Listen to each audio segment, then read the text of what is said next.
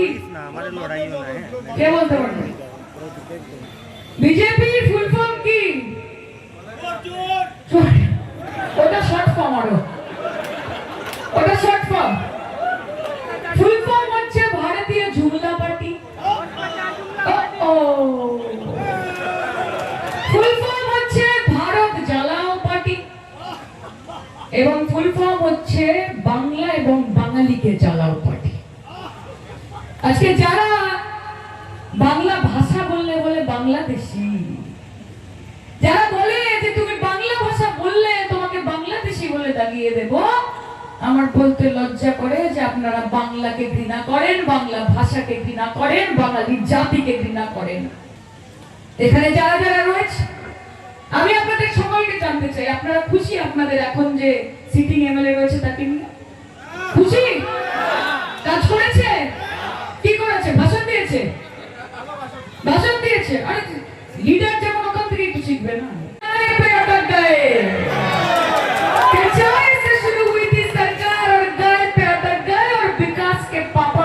जी रास्ते में भटक गए, হারিয়ে গেছে।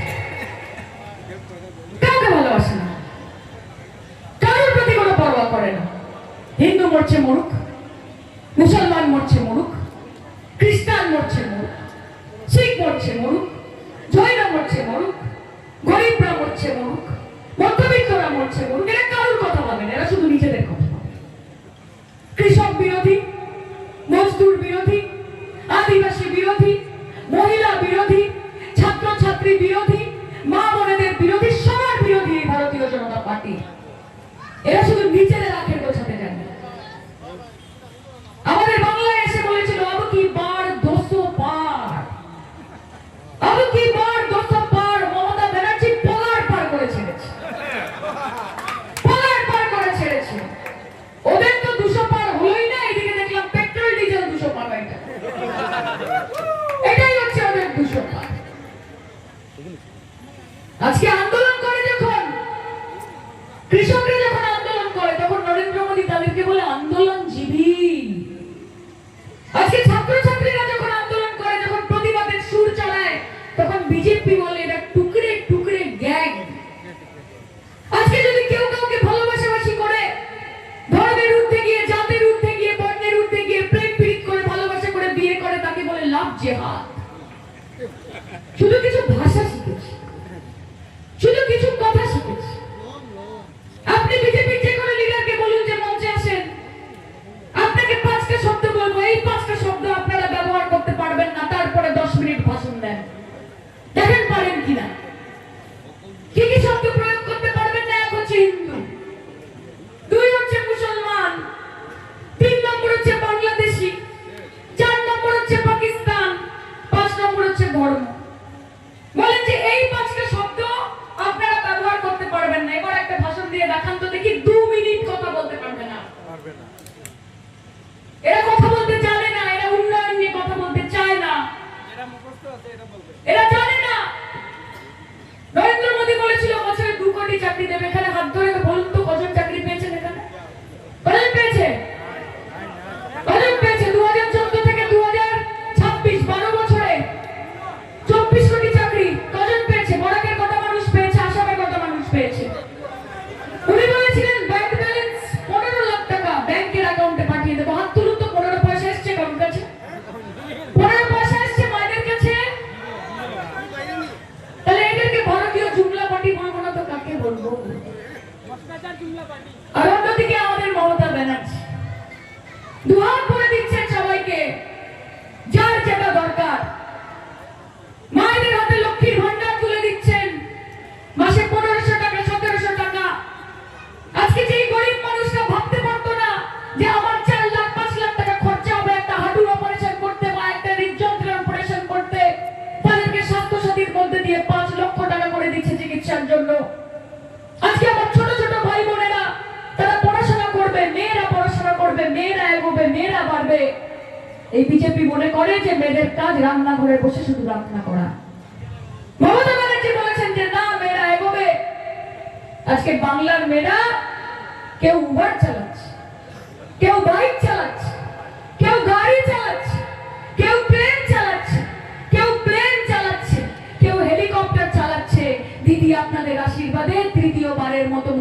মন্ত্রী হয়ে রাজ্য চালাচ্ছে। আগামী দিন আপনাদের আশীর্বাদ থাকলে গোটা ভারতবর্ষ, গোটা দেশ চালাবে, গোটা দেশ চালাবে। যদি চান যে বাড়ির মেয়েগুলো পড়াশোনা করার জন্য কন্যাশ্রী হাতে পাক, তাহলে জোড়া ফুল চিহ্নে বোতামটা টিপে ভোট দেবেন।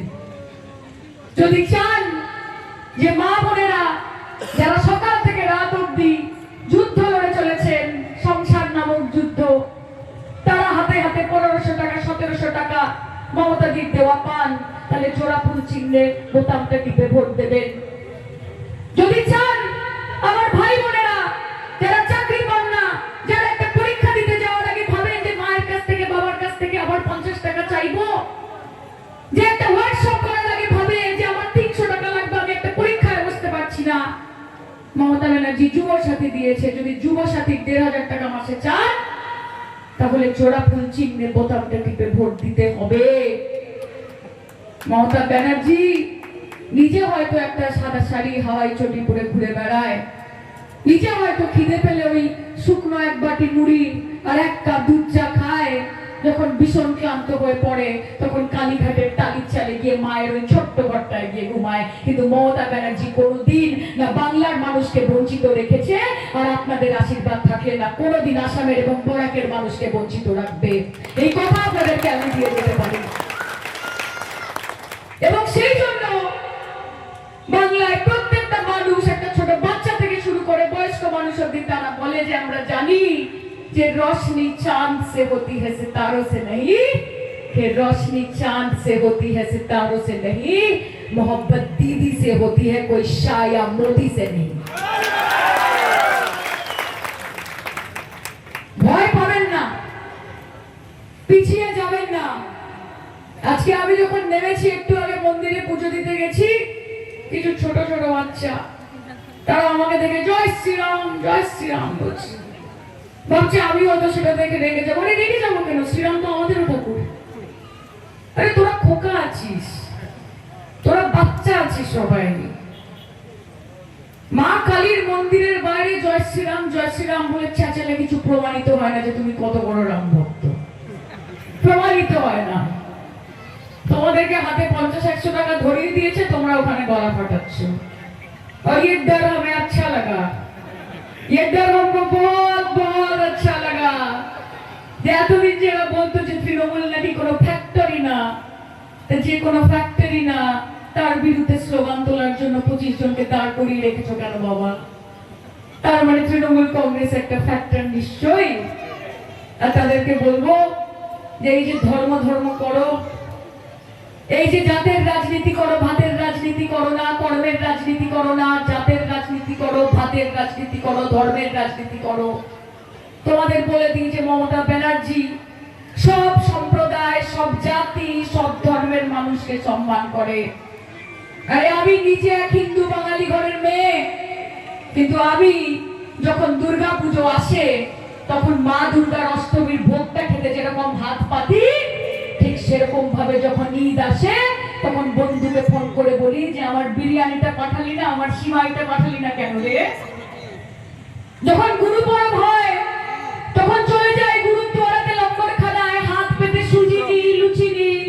আর যখন 25শে ডিসেম্বর যিশু খ্রিস্টের জন্মদিন হয় তখন হ্যাপি বার্থডে যিশু খ্রিস্ট বলে হাফ কিলো কমলা লেবুর ফ্রুট কেক কিনে বাড়ি যাই। এটাই আমার বাংলা, এটাই আমার বাংলার শিক্ষা। আমি প্রথমে একটা কথা বলি, আমি ধন্যবাদ জানাই যে আপনারা এত উষ্ণ অভ্যর্থনা দিয়ে আমাকে এখানে ডেকেছেন, আমাকে আমন্ত্রণ জানিয়েছেন। কিন্তু আমি বাংলার অগ্নিকন্যা নই, বাংলার অগ্নিকন্যার নাম মমতা ব্যানার্জি, মমতা ব্যানার্জি, মমতা ব্যানার্জি। এবং মমতা ব্যানার্জি যতদিন এই দেশে রয়েছেন, যতদিন আমাদের মাথার উপর ছায়ার মতো রয়েছেন, ততদিন একটা কথা আপনাদের বলতে পারি যে নরেন্দ্র মোদী এবং অমিত শাহকে নাকে দড়ি দিয়ে কিভাবে ঢোকাতে হয় সেটা মমতা ব্যানার্জির থেকে ভালো আর কেউ জানে না। একজন 5 ফুটের মহিলা, সাদা শাড়ি, হাওয়াই চটি, দেখেছেন আর কোনোদিন এরকম অন্য কোথাও দেখেছেন? সে একাই কাফি कि एक नारी हवाई चप्पल और सफेद साड़ी पूरे बीजेपी पे भारी। कौन है? ममता बनर्जी है। আমি দিদিও এখানে এসেছি আপনাদেরকে এইটুকু বলতে এবং আপনাদেরকে জিজ্ঞেস করতে, আমার মা ভাই বোনেরা, যে পরিবর্তন লাগে কি লাগে না? চেঞ্জ লাগে কি লাগে না? নতুন কিছু করার ইচ্ছে, উদ্যম, নতুন স্বপ্ন, নতুন আশা, এসব দেখতে লাগে কি লাগে না বলেন আমাকে? তা নতুন যদি কিছু চাও তাহলে তো নতুন কাউকে আনতে হবে নাকি?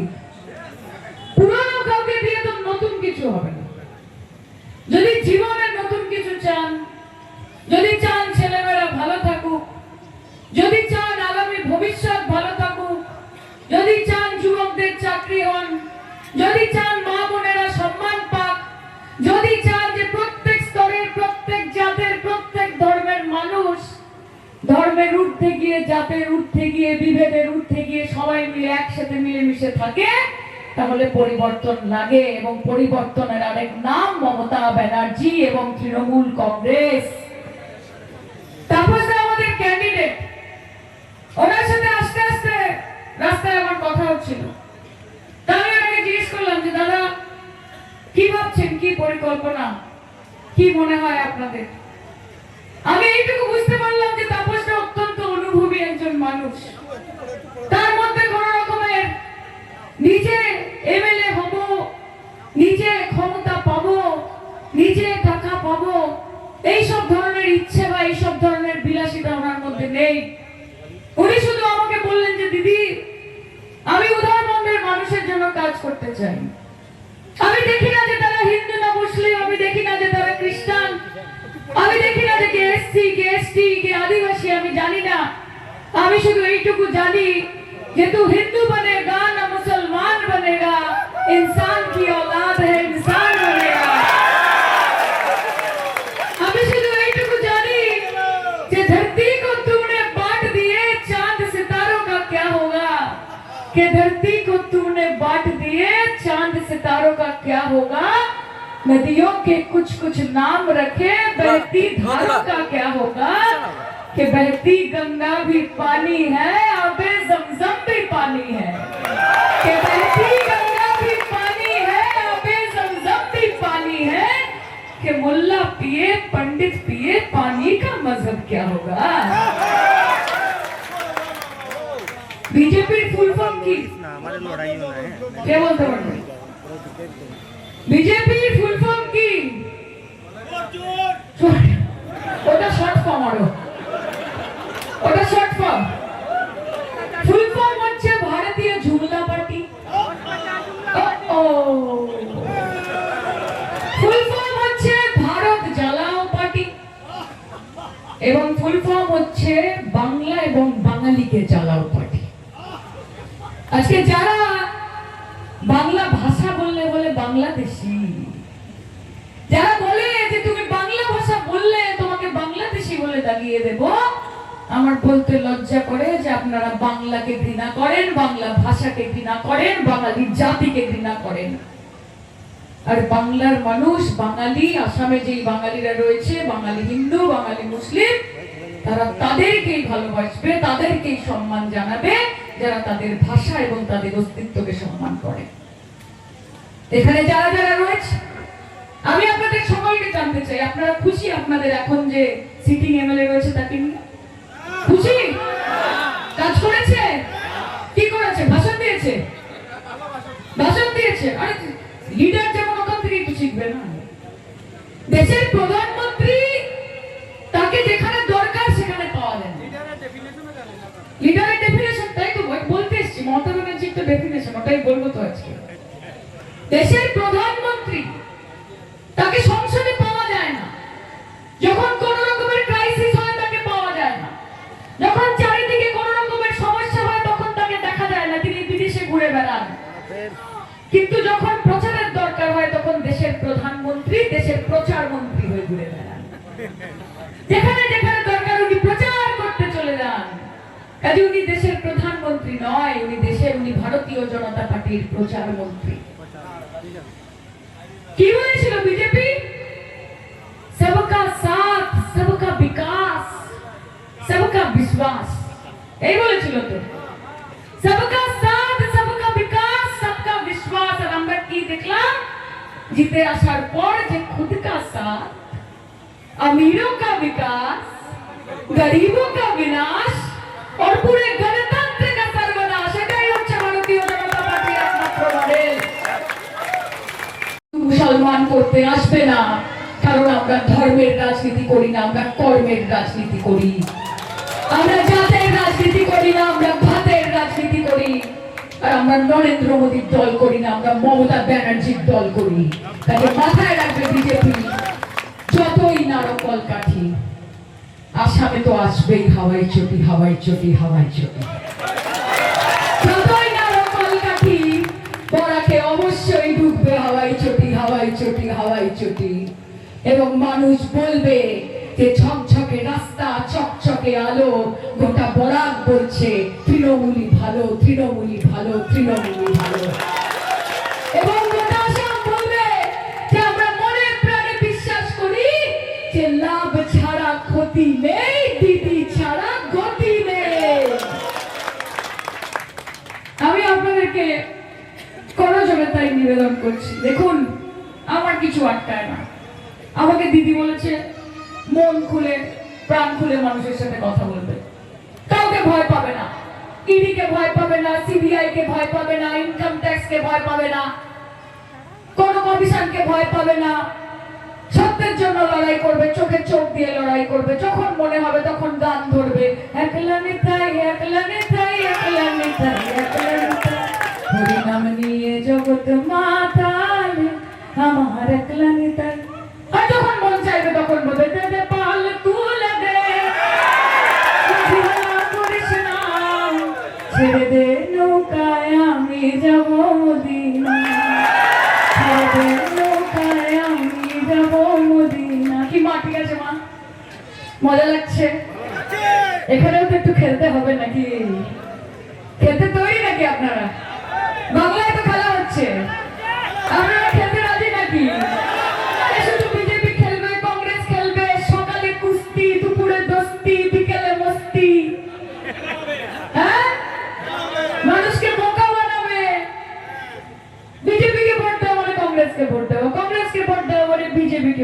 সেটিং আছে, মিটিং আছে, অনেক কিছু আছে।